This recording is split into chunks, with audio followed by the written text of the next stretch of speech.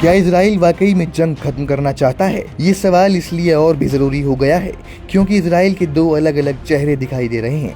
एक तरफ प्रधानमंत्री बेंजामिन नेतन्याहू अमेरिकी राष्ट्रपति के साथ शांति की बड़ी बड़ी बातें कर रहे हैं, वहीं दूसरी तरफ उनकी ही सेना गाजा पट्टी पर कहर बरसा रही है। बुधवार को गाजा शहर में रहने वाले फिलिस्तीनियों को एक आखिरी चेतावनी दी गई। इजरायली सेना ने साफ कह दिया कि जो कोई भी अब गाजा शहर में रुकेगा उसे आतंकवादी समझा जाएगा। इस ऐलान के बाद गाजा पर भीषण बमबारी की खबरें आ रही हैं। इजराइल के रक्षा मंत्री इजराइल कार्ड्स ने सोशल मीडिया पर लिखा कि गाजा के लोगों के लिए शहर छोड़ने का आखिरी मौका है। उन्होंने लोगों से दक्षिण की ओर जाने की अपील की। हमास को गाजा शहर में अकेला छोड़ दो। साथ ही उन्होंने ये भी चेतावनी दी कि जो नहीं जाएगा उसे आतंकवाद का समर्थक माना जाएगा। जमीनी हकीकत ये है कि इजरायली सेना ने नेत्जारिम गलियारे पर कब्जा कर लिया है। ये एक बहुत महत्वपूर्ण रास्ता है जो गाजा को बीच से पश्चिमी तट तक जोड़ता था। इस कब्जे के बाद गाजा का उत्तरी हिस्सा दक्षिणी हिस्से से पूरी तरह कट गया है। अब अगर किसी को उत्तर से दक्षिण जाना है तो उसे इजरायली सेना की सख्त चौकियों से होकर गुजरना होगा।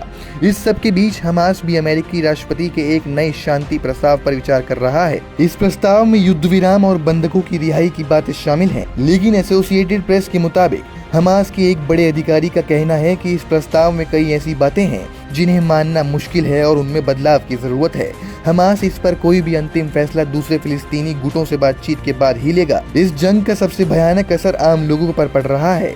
रिपोर्टों के अनुसार पिछले महीने हुए इजरायली हमलों के डर लगभग 4 लाख फिलिस्तीनी भुखमरी के कगार पर खड़े इस शहर से पलायन कर चुके हैं, लेकिन आज भी हजारों लोग वहां फंसे हुए हैं। ये वो लोग हैं जो या तो बहुत कमजोर हैं या शहर छोड़ने का जोखिम नहीं उठा सकते। इजरायली डिफेंस फोर्स का अनुमान है कि अभी भी शहर में 2.5 से 3.5 लाख लोग मौजूद हैं। चारों तरफ से घिरे इस शहर में लाखों लोगों की जिंदगी नर्क बन चुकी है। इजरायली हमलों में लगातार आम नागरिक मारे जा रहे हैं और लाखों लोग बेहद खराब हालात में जीने को मजबूर हैं। अंतर्राष्ट्रीय संस्था IRC ने भी चेतावनी दी है कि अंतर्राष्ट्रीय कानूनों के मुताबिक ये इजराइल की जिम्मेदारी है कि वो आम नागरिकों की सुरक्षा सुनिश्चित करे, चाहे वो शहर छोड़े या ना छोड़े। उनके मानव अधिकारों का हर हाल में सम्मान होना चाहिए। तो सवाल फिर वही है, एक तरफ शांति की बातें और दूसरी तरफ जमीन पर इतनी सख्ती। इजराइल का असली मकसद क्या है? ये एक ऐसा सवाल है जिसका जवाब आने वाला वक्त ही बताएगा।